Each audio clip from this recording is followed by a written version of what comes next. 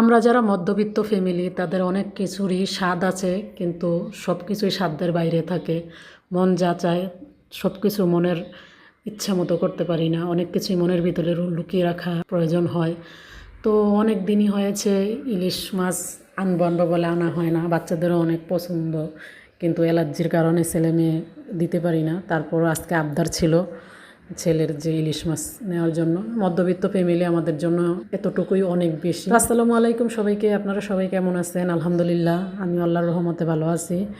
আপনারা কে কোথা থেকে দেখছেন অবশ্যই কমেন্টে জানাবেন। আর আমার ভিডিওটি যদি আপনাদের ভালো লাগে তো অবশ্যই লাইক, কমেন্ট এবং শেয়ার করবেন।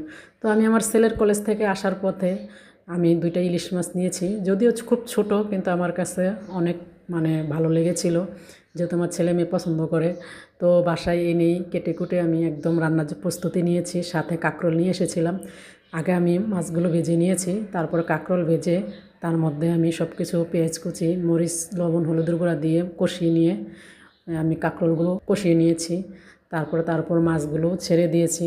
কিছুক্ষণ পর মাছগুলো আর কাঁকরোল হয়ে গিয়েছে, তারপর আমি ধনিয়া পাতা কুচি দিয়েছি। এই তো হয়ে গেল আমার ইলিশ মাছ রান্না।